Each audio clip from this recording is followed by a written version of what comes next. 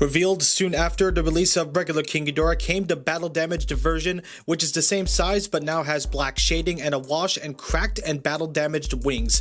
Also a severed head accessory. The first King Ghidorah was already great, but what could have made it just a little bit better are gravity beams. But unfortunately, neither version has them. But the quality of these guys more than make up for it. So what's new with this release, and should you get it or not? I'm more than happy to tell you. This is my review of the Hiya Toys Exquisite Basic Series King Ghidorah 1991 Battle Damaged version. What is up, members of my collector corps? It is I, Super Mario Zilla, or you can call me Vinny. Here we are with King Ghidorah 1991 Battle Damage version, and it looks killer. But before we dive into looks, let's see how big he is. Here he is right next to a standard Hiya Godzilla. As you can see, Ghidorah is ginormous. He really is a big figure. I hope you have space for him if you plan to get him. For accessories is a neck piece to make it look like the head got severed, and there's a fleshy, meaty inside for the severed head itself. Pretty cool. Now on to looks. If you want greater detail on the sculpt, then you should check out my review of the first figure in the card on the top right corner of your screen. If you're on a TV, there's nothing obviously, but here's the briefing. I love the sculpt so much. It's so movie accurate, he looks stunning.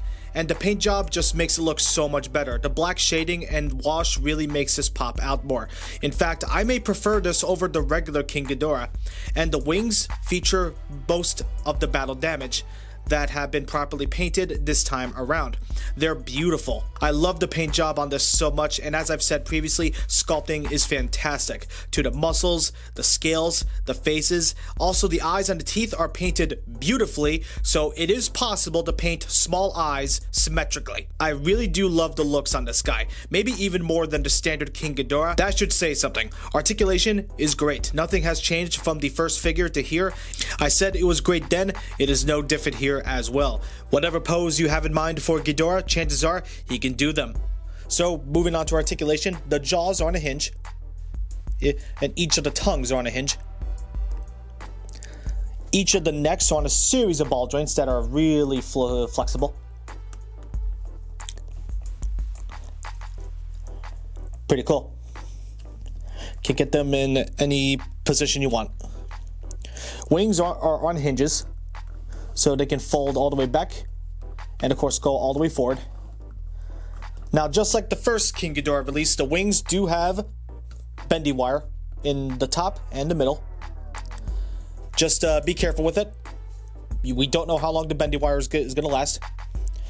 Waist is on a ball joint, although on mine it is pretty stiff. But still, he can crunch forward, just about this far forward, and backward. Not very far back at all. But he can also lean a little bit and twist. Pretty cool. Legs can kick forward just about this far forward. Can kick backward a little bit far back. Splits, cannot really do the splits. Knees are on ball joints, but they can bend just about this far and extend about this far. Ankles on ball joints, can go this far forward, this far back. And ankle rocker is pretty decent, so his widest stance with both feet flat on the ground is right there. And tails are on many series of ball joints, like the necks. And they can go pretty far.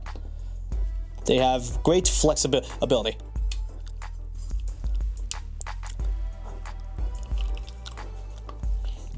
Pretty cool.